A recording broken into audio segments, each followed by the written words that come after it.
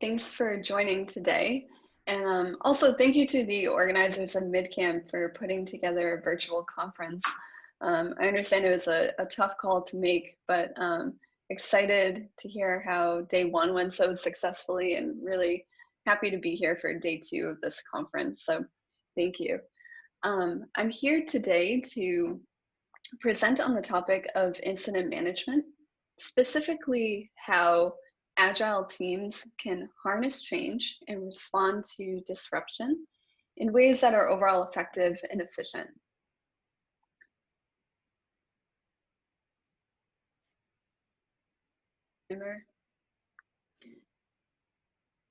My name is Megan Davis, and I'm a senior project manager and team lead with Palantir.net. I've been with Palantir now for about just over 2 years, and I'm based in Cape Cod in Massachusetts. And at Palantir, I lead a number of different projects, including some larger portfolios, as well as digital transformation projects across several industries, including healthcare and state government. And I've been on several teams at Palantir and prior where we've experienced incidents. And based on those experiences, I've developed a series of best practices and plays that we use at Palantir now during times of or moments of disruption.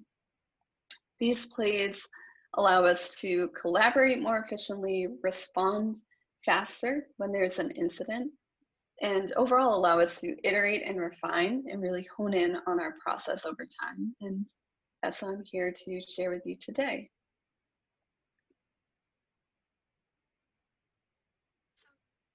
Of how this presentation is structured. The first portion of the presentation focuses on the foundational concepts. So who is this session for? What is incident management? And why do we even talk about it?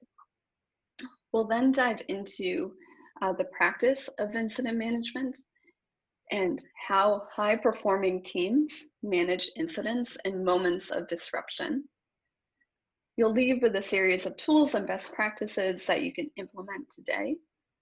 And then we'll also cover how you and your team can continue learning after the incident is resolved.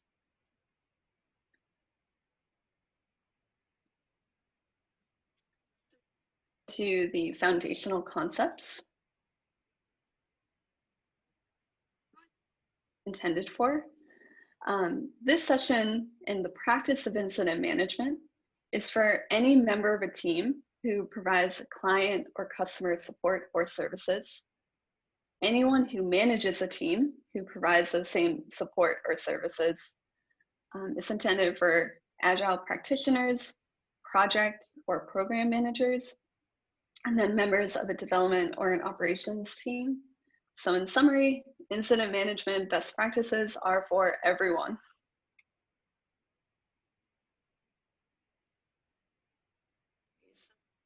Is an incident. When we talk about an incident as opposed to a risk, we're really referring to an event that causes any sort of disruption to or a reduction in the quality of a service that we provide. And it typically, if not always, requires either a time-sensitive or a timely response. An incident is different from a risk, in that a risk is generally something that you're forward thinking, it may be realized, but you can put a plan in place to mitigate it. Whereas an incident is really something like a moment that you're living in, something that you're experiencing right now that has to be resolved quickly.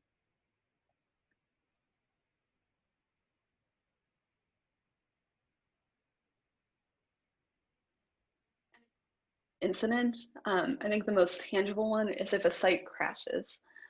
This was something that I experienced recently, and we were able to put into play the incident management practice, our best practice and play, in order to get that site back up and running.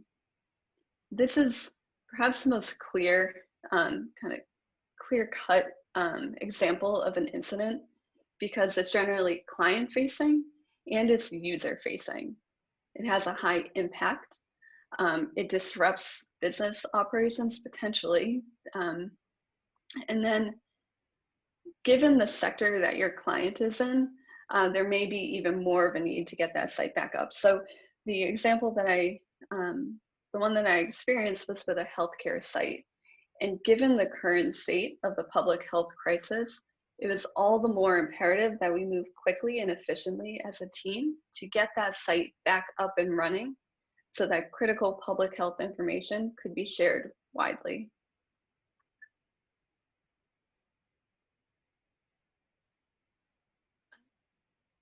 Of an incident, maybe that a piece of functionality stops working. So revisiting the example of working with a healthcare client, their site may be up and running, but the find a doctor piece of functionality may not be working. This would be an example of an incident and one that you would want to apply the incident management practice to get that piece of functionality back up and running.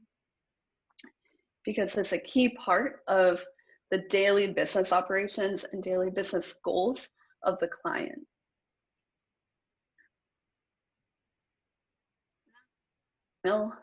Example, it may be one that you may not immediately think of as an incident.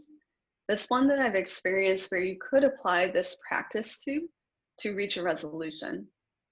So a client may come to you and request a number of iterations in either the design or the strategy or dev phase of a project that goes well beyond the scope and the scope, timeline, and budget of the engagement.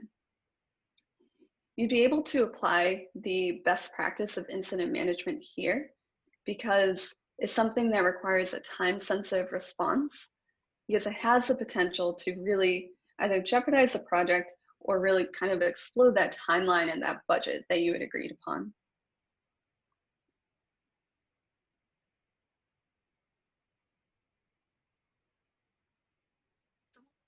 Even talk about incident management. Incidents are costly to both your team and to the client. In the first example that I provided of a site coming down, every moment that that site is down comes at a cost to the business of the client. And so getting the site back up and running is imperative so that you're minimizing the kind of the money loss for a client. On the process side, if incidents are not handled well, what ends up happening is you have a team that's kind of confused about their roles and people are working not collaboratively. And that becomes expensive and taxing on a project budget. Also have the potential to jeopardize reputation. That's your reputation, your project team, and your company. And then it also affects customer attrition. Customer attrition is really what keeps a company thriving. It's that support client who signs on year after year, or that client who liked the first project you did, so they bring in more work. It's what keeps the client coming back to your company. And that customer attrition really hinges on open, honest communication and trust, which in moments of disruption is really what is at risk, that level of trust between you and your client. Incidents are disruptive and can be very confusing to a project team. They have the potential to steer attention away from work and towards the incident in a way that can be very unproductive and costly or taxing on a project budget.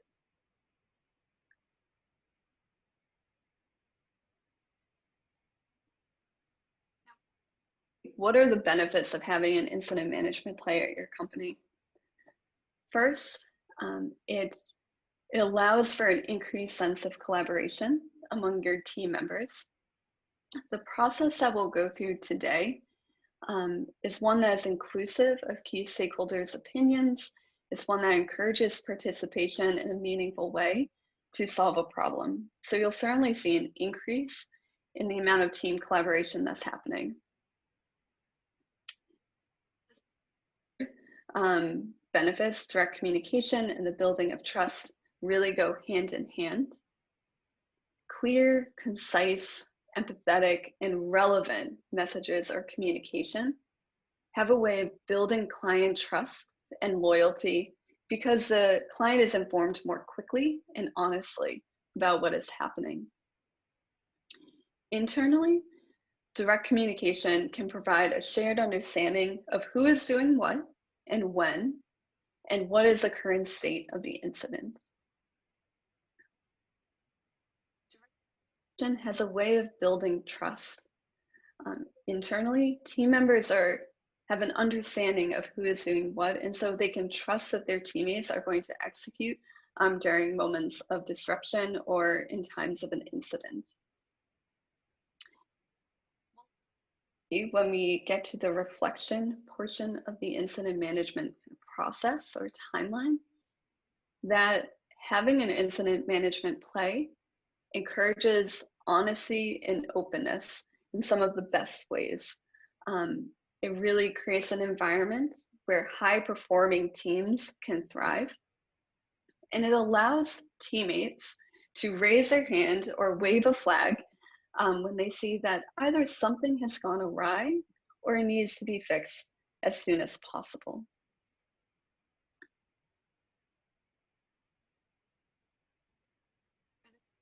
So far? We still lose a couple syllables at the beginning when you take pauses. Yeah. Okay. But it's flowing very nicely. Okay, thank you.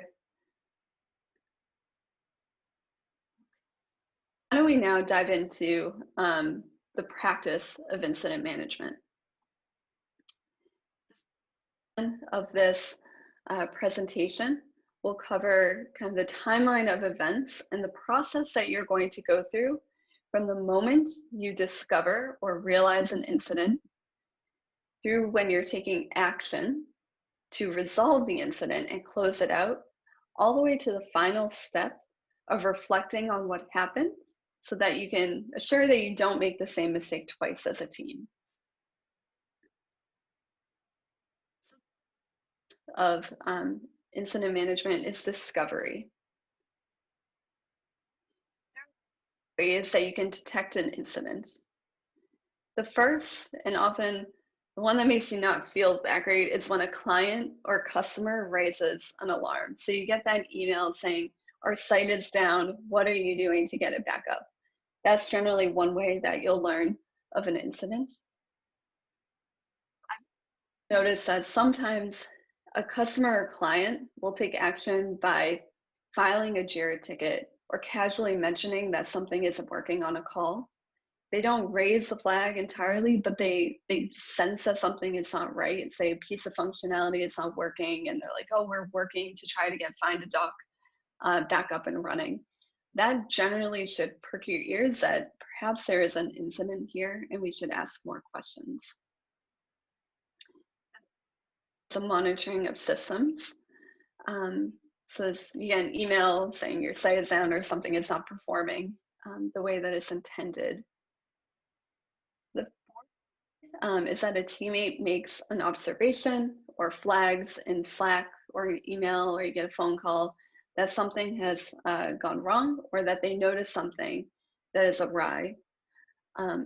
This is generally what I would take as, if a teammate is empowered to do this, you generally are seeing the signs that you're on a high performing team because they feel empowered to raise their hand and say that something is not functioning correctly or they need help.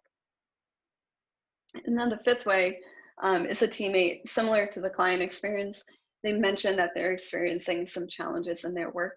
And the more questions you ask, you realize that there's an incident at hand that you need to apply this practice to.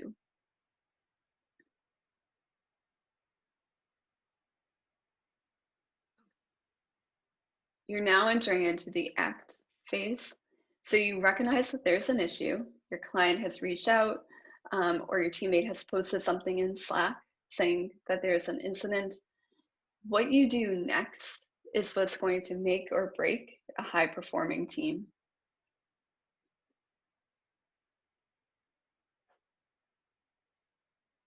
The tools that you're going to need for open, honest, frequent communication.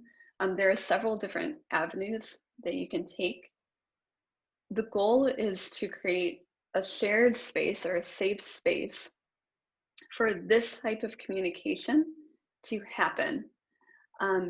It first begins with a shared understanding on the team that everyone at some point in your company, on a project team, will experience an incident, but you need to have the tools in place for people to be raising their hands as something has gone awry. So here are a few examples of what we use at Palantir.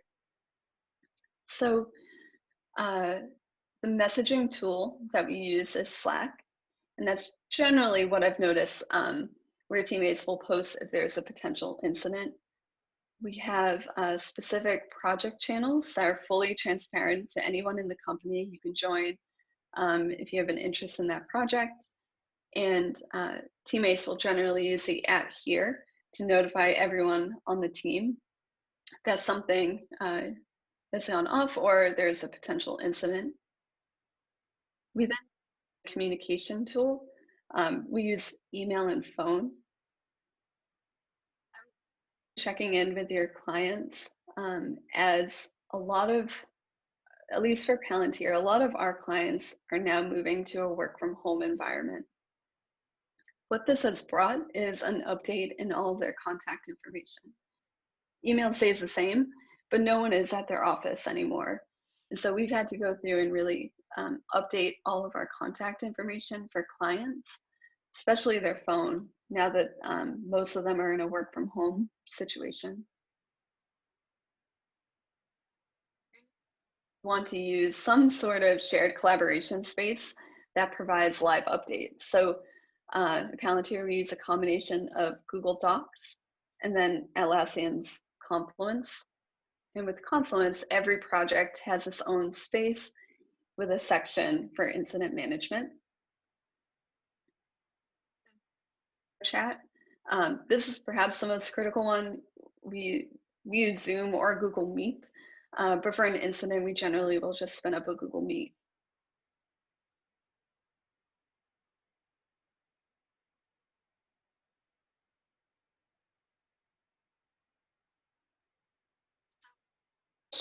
A disruption or a request from a client has come in.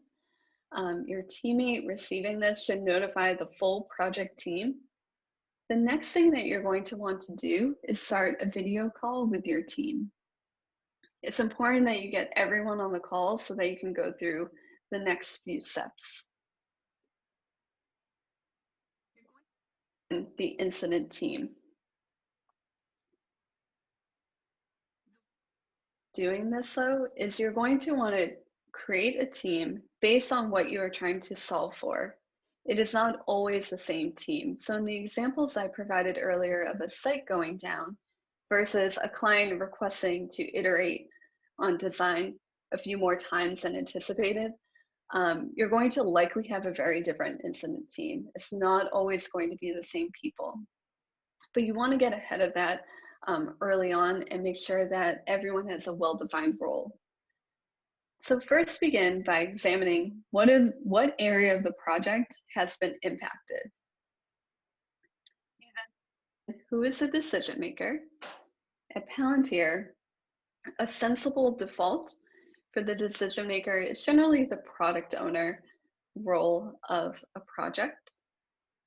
You then determine who is the incident manager. Again, a sensible default would be the project manager, though I've seen it be different roles depending on the project. The third part is perhaps the most important. It's what really differentiates a high-performing team from not quite as performing. You're going to determine who is consulted and who is informed. Anyone who is consulted would be part of the incident team. So it generally means that they have special knowledge of the tool that you're using or really important information related to this incident. They would be on the incident team. Those who are informed progress with meaningful work outside of this incident management process that would advance the project in other ways. Doing that work and as in like in a just in case or just in time fashion where you're sending a ticket out like every hour, but you do want to have a team that's progressing with meaningful work outside of this incident management team. Who manages client communications, who will keep the client informed, and then you communicate these roles out to the full team. This provides transparency and it helps to build that trust of your team knowing who is doing what, when.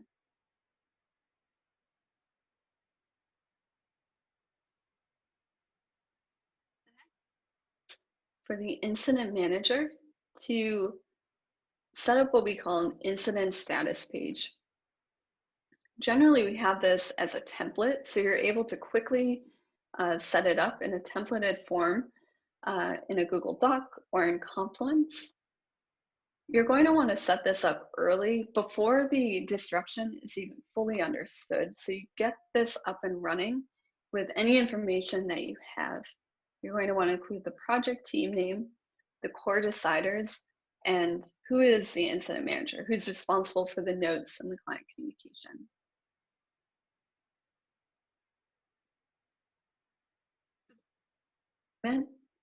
Is to get the message and the updates out there while you're still primarily focusing on solving the issue. You're going to want to share this document first and then improve later.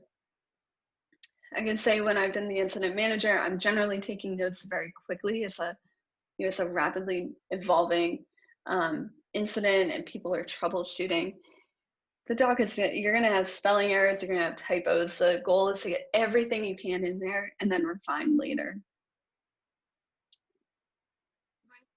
Airplane language. And I generally include screenshots.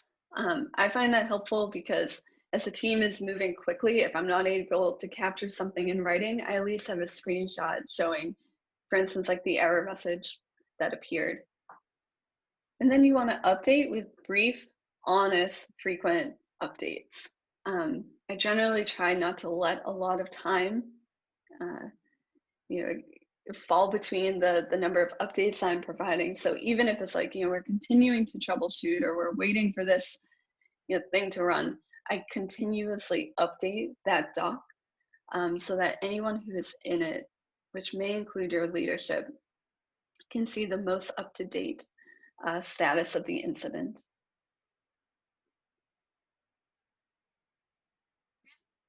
What page 2 or 3 may look like. So when you're doing the status page, you want to have the most recent updates up top. So that means all the older updates are towards the bottom. The moment you recognize the incident is probably the last thing in this document, and it works up in terms of timeline. This is that, say your company leadership or your client leadership are looking at this doc. The goal is to communicate out the most recent update.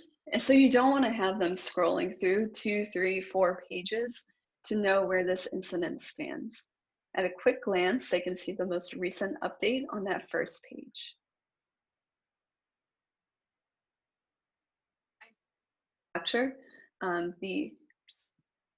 I do tend to capture the date and then the time in whatever time zone I am in. And then I retroactively go back and put it into central time zone, which is where what Palantir operates under, or I'll put it in the time zone of the client. I generally will keep it up to date based on my own time zone because I'm the one keeping the clock going.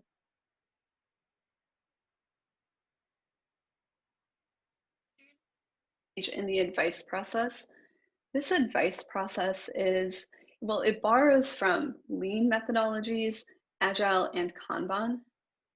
It is a process that you can go through to get all the most relevant and key information presented so that a decision can be made. So during this time, when everyone's on this Google Hangout, like the incident management team is on the Google Hangout, the incident manager is updating the status page, the decision maker is seeking out various perspectives. They're gathering advice from anyone and everyone who would be meaningfully impacted or those who have subject matter expertise. incident, the decision maker may form a written proposal. That could be the outcome of the incident. So in the case of a client wanting to iterate, for months longer than originally scoped, a written proposal is likely the outcome. Or the decision maker makes a call on how to move forward. So in the case of a site being down, they would be the ones determining how we get that site back up and running.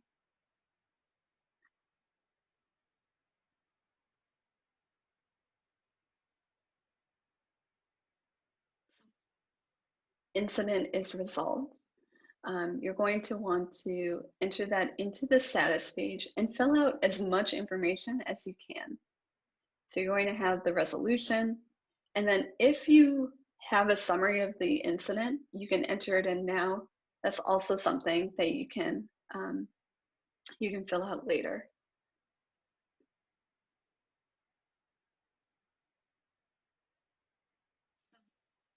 Is the resolve. So you've reached a resolution. What do you do now?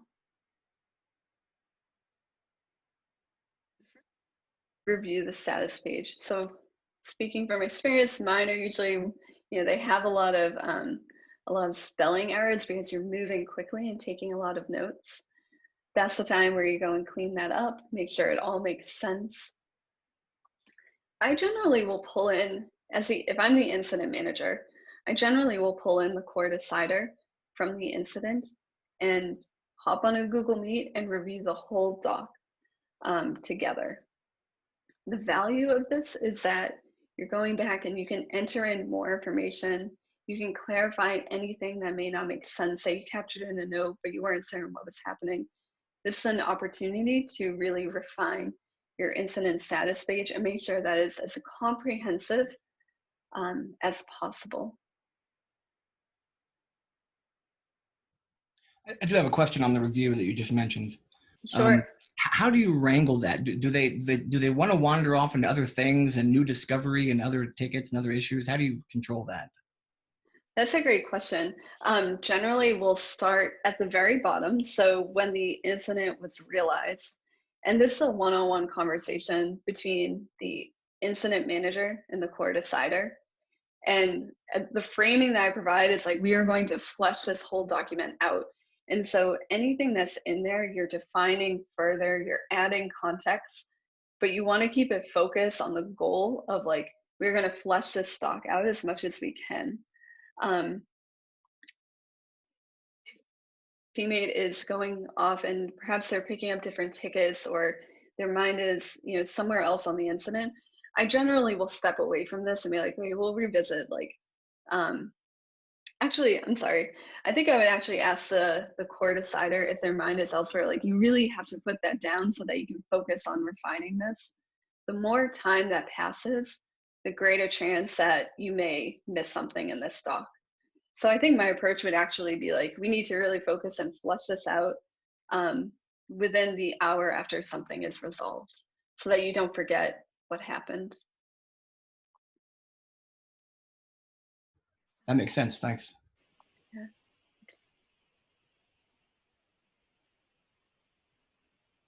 Close up communications. I will generally write up an incident report and it's written in plain language. As someone who is not a dev, I'll generally bring in the core decider, have them explain everything to me, perhaps contribute to the stock itself. But I think it's important as if you're creating a client-facing document that is in plain language so that there are no technical barriers to your client understanding what happened during the incident.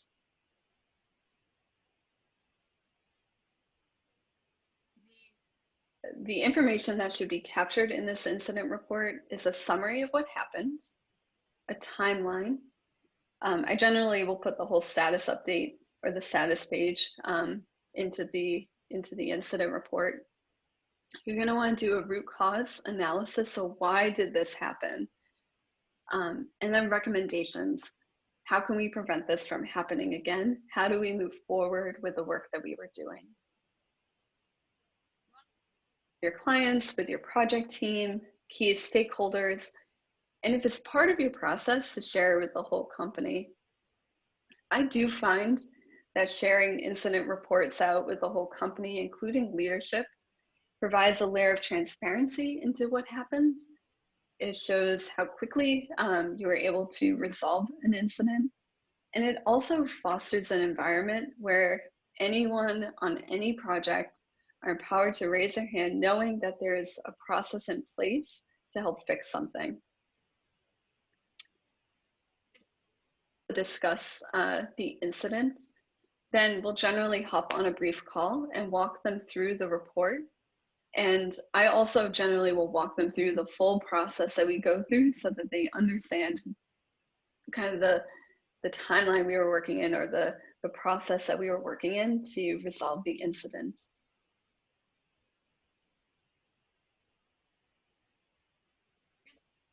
Incident report. We put on Palantir. We add our logo, we add our colors, we add the team name, and then I normally will mark it internal until it becomes client facing. We have the summary, the timeline, the root cause, and then our recommendations.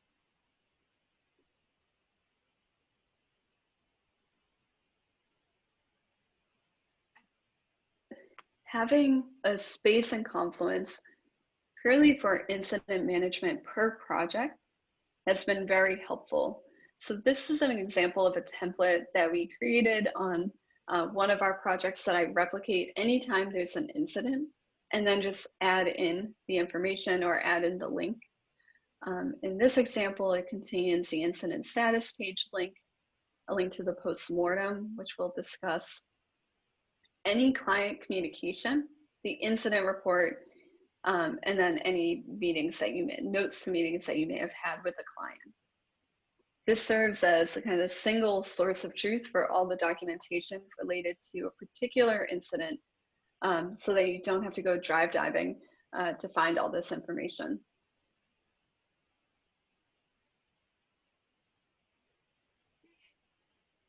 Into the final phase. When the teams I've been on, what I've noticed is that this is generally the one that gets dropped, the reflection period. So you've reached a resolution, your site is back up and running, or you have a plan to move forward with your client in a way that's within timeline and scope. Taking a moment to reflect on the process that you went through and the incident that was found allows space to talk about how we may not encounter this incident again.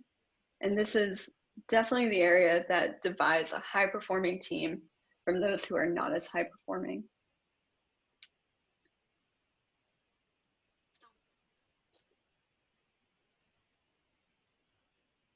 On the incident, generally it's like a day or two after. You give your team space to free up their mind, to go and get lunch or go for a walk. They come back and reflect, and it encourages support and collaboration among team members. It fosters communication, growth, and openness. It increases the chances that a teammate will come forward if they recognize an incident in the future. It's again creating that environment and that space where a teammate may raise their hand if they see an incident or if they notice that something has gone awry. Sorry to interrupt. I just checked with the other rooms, and no one's having the problem we're having here of losing the first couple syllables. We're thinking it's whichever mic you're using currently, which might be the mic attached to your headphones. I don't know. But if you could possibly switch the mic, I don't know if you can do that quickly on the fly. But otherwise, if you could start, when you have pauses, if you could start at the next sentence with a little bit of verbal garbage. That. Let me see if I can just switch up my mic. One moment. Appreciate that greatly. Loving the content. I'm saving some questions for later. Okay, can you hear me? That's perfect. Okay, awesome. Must have been the earbuds. Okay. Thanks for the heads up. Let's see. So, oops. Okay, so now we're in the moment of reflection. The way that you reflect, what I found to be quite effective is by engaging in a blameless postmortem. As a project manager or as the incident manager, I'll generally spin this up about a day or two after the incident. Not enough time where people forget what happened, but it is enough time for people to go and get lunch, to step away from their computer, to step away from the incident. The framing for a postmortem is that every single teammate is beginning with the assumption that we all acted from a place of good intent. The communication is fact-based, it's honest, but it's objective. It's not a session for finger pointing or blame. It's really coming together as a team. During this time, which I found is generally, you want to block off at least an hour. You may need an hour and a half. You're going to reflect on what happened, why it happened, look at how the team responded, and then identify what can be done to prevent these repeat incidents. So if a site went down because we were doing a particular deployment, how do we move forward so that sites don't crash if we move forward with that deployment for a client? And then you're going to identify ways that you can improve your future responses. So you're looking at both the incident itself and the process that you went through to resolve the incident. This is documented in a shared space, such as Confluence, and then I like to share it out with your full project team, and again with the full company. I think it's really important to create that atmosphere and that environment for continuous learning so that we can all become better as teammates and as a collective from learning from one another. So I think that actually wraps it up. Once you've completed your blameless postmortem, you've shared out all your documentation, you can close that incident out as complete or resolved. Thank you. Yes, we can open it for questions if anyone has any. Well, I'll take advantage of my host status and just jump right in. You mentioned plain language, using plain language with the client. Mm-hmm. So I'm curious, what is your comfort with the Drupalese that so many of us speak, and to what extent do your clients prefer or not prefer to use any of that Drupalese? Sure, that's a really good question. I found that depending on the client, some of our clients can speak Drupal, they understand it, they're webmasters. Some, depending on the level of leadership also, may not choose to speak Drupal. They want to know why their site went down. And my general practice as a non-developer is if I have a developer explaining something to me and I don't understand it, I try to go back and really ask all the questions so that I can better explain it to the client. Some of them can go deep and talk Drupal. I would say the majority just want to know what happened, why, and how you're going to move forward from it. Getting into the Drupal, I think, is secondary sometimes. So yeah, I think keeping it plain language is really important, unless you have a deeply technical client. But even in that case, I can imagine the client the information that they want is the why and the how, and how are you going to prevent this from happening again? Excellent. And with regard to yourself and the other PMs at Palantir, how technical do you feel the PMs are if the client wants to get all technical? That's a good question. So I generally will partner with a product owner who is a subject matter expertise, or we have a role that's called the architecture owner on a project. So we'll partner together and approach the client together. If it's something that's deeply technical, I can speak to the high level, this is what it means for your business. And then the architecture owner or the product owner can go deeper if the client wants to speak, deep Drupal topics.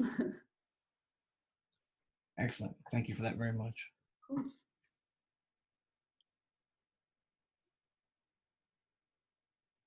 Are there any other questions?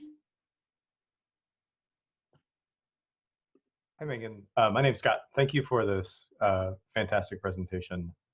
I do have a question. When you're in the heat of the incident, whatever it may be, how do you, I guess a few questions around that. How do you capture, well, I guess the time spent would be the most practical first part of that question. And the second is, do you capture almost like a stream of consciousness of, yes, we have this incident, we think this is our cause, this is where we're looking, but then when we looked there, we didn't find it, so we went to this other area and looked and resolved it there. Do you kind of keep a narrative of almost like the kind of how you went from incident identification to resolution? Do you keep that like stream of consciousness so that you're kind of showing your homework, or is it really just focused around, we did this to resolve? That's a good question. So my personal approach is to capture all of that in the status page. So, and it's not so much to prove all the steps that you went through, but it's to capture that information for future learning. Like, we tried this step, it didn't work. We tried this step, it did not work. So I do try to capture all of that comprehensively in the status page. But I'll generally mark it as like, when we're talking with the client, we'll talk about, if they want to talk about all the steps we took, we can, but generally we're pulling out the really key highlights. Like, we tried this first troubleshooting step and it did not work. What did work was this, and this is now what we advise moving forward. The stream of consciousness sometimes is hard when you're in the moment and stuff is moving fast to capture all of that written word in the status page. And I think that's where I found that screenshots are really helpful, because even if you can't keep up with writing what's happening at a specific time, you can at least screen grab what someone is sharing on their laptop or in the Google Meet, put that in the status page and revisit it to fill that information and like flush out kind of what was happening. So I can say, as an incident management manager, there are times when you're capturing stuff where it's like, there may be a moment where it moves so quickly you weren't able to write down exactly what happened, but I think a screen grab would be helpful there. And then when I go to the client, I bring out the really important pieces and the troubleshooting steps that we took, probably not talking about everything we did. Unless I want that. Great, thank you.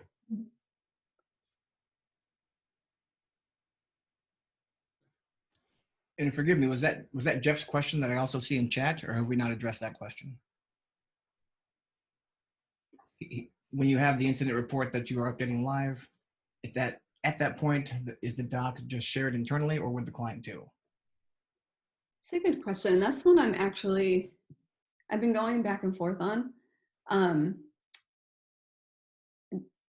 The incidents that I've managed with Palantir, the doc has been kept internal, but they've also been generally like outside of the client's working hours. So we're emailing them, keeping them informed, but there hasn't been a time where I've shared the status page with the client, but I like those moment-to-moment updates, though I'm totally open to that being a possibility.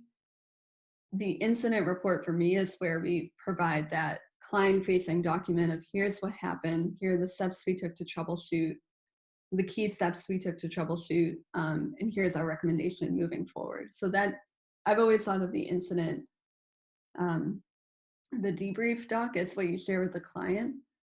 We've kept the status page internal, but I would be open to talking through totally if that gets shared out with the client. I'm curious if anyone has any thoughts on that.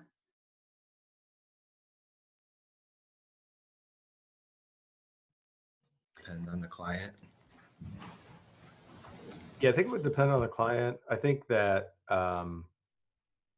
it may need to be filtered a little bit for messaging, because you don't want to be in the, you want to have that blameless moment, but you don't want to, you also want to be transparent and say, well, their DevOps person blew away the production database. We need to call it out, but we don't want to like say so-and-so really, really caused this problem. Yeah. And you want to, I guess, want to turn it to be more focused on prevention next time and keep it, the production database was deleted rather than, Scott deleted the production database. Yeah. And I think I'm with you on that. The way that I've done the status page is that's like, comprehensively everything that's happening in the moment. And then if I'm relaying messages to the client, it's like, it's those key moments that they need to know, like we are taking the steps to troubleshoot. And like every about 10 minutes or so, like you'll decide on the frequency as a team, but like you are updating your client. But I generally keep that client communication separate from that status page. Because I do, like, I can imagine that it could get overwhelming to keep up with. And Scott, I think that was you said keeping it blameless and not pointing fingers. I think that's a great point.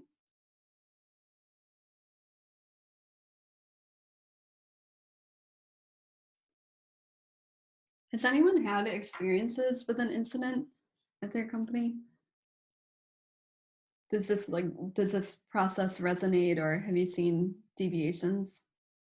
I think if anybody says no, I'm lying. Yeah, I think sometimes where I've seen projects get tripped up, and it's not necessarily in like the site is live incident detection. It's during like the building phase that there's a conflation of an incident and a risk. Like the client, just hypothetical, the client missed the sign off of the final design. We say, oh, that's a risk. Well, that in the truest sense, that's an incident. That deadline was missed. That is an event, and it does, create risk. But just the act itself of not signing off on the design is the incident and not the risk. So in that case, how would you apply the incident management process to that scenario when a client misses, like authorizing or signing off on something?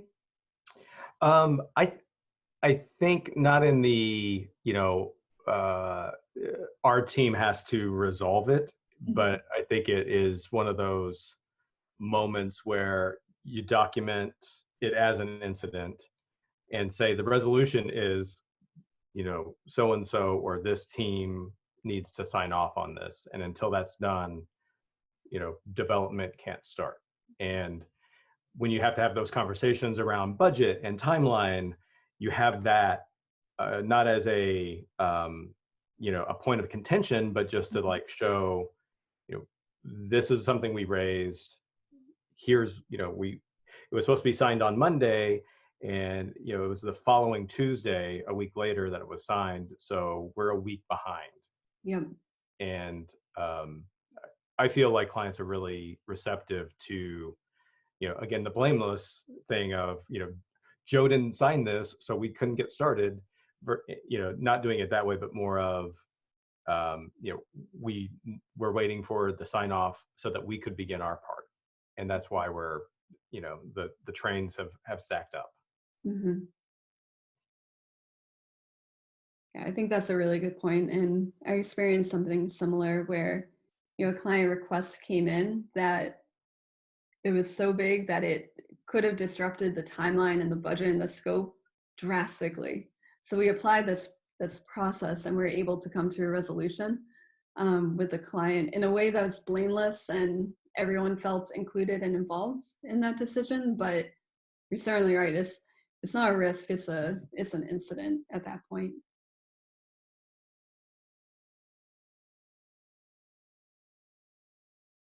Cool. Are there any other questions? Anything you want to talk through?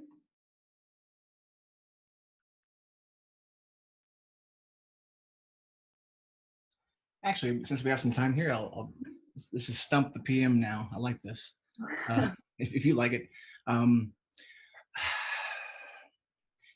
How involved are you in the requirements gathering process at Palantir?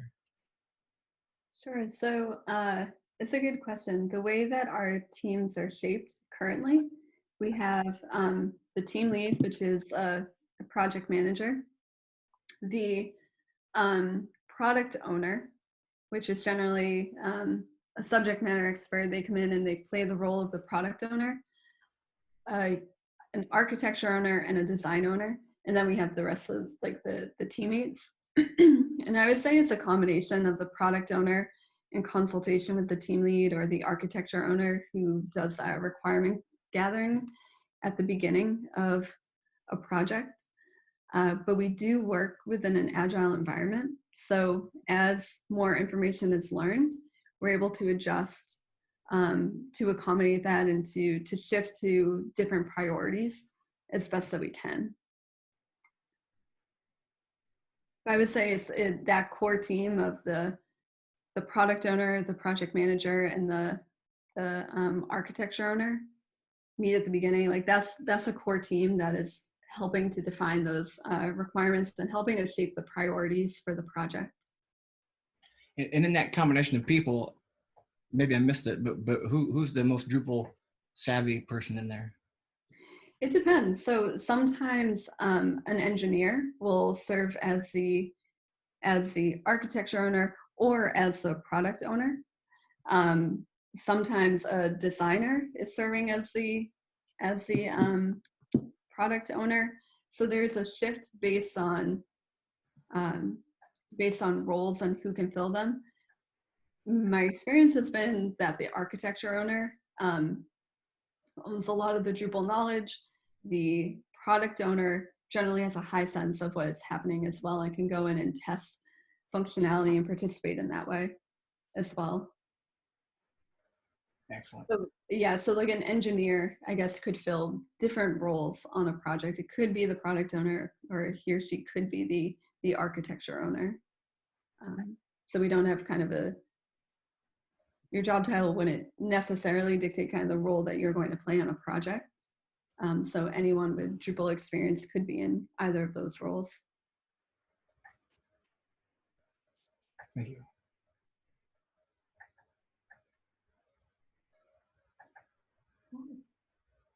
Any other questions?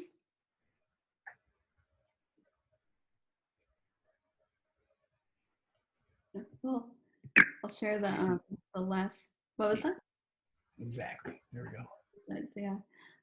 So I encourage everyone to please provide your feedback. The top raised sessions will be captioned. Thank you to Clarity Partners. And I put up my session name there is 6331. And then also a plug for Contribution Day this Saturday from 10 a.m. to 4 p.m. Central. You don't have to know code to give back. If you want to learn more information about Contribution Day, you can visit the MidCamp website, midcamp.org. I think that wraps up the session. So thank you everyone for joining, and thank you for all your thoughtful impact and questions. Thank you, Megan. Thank you very much. Thank you. Yay.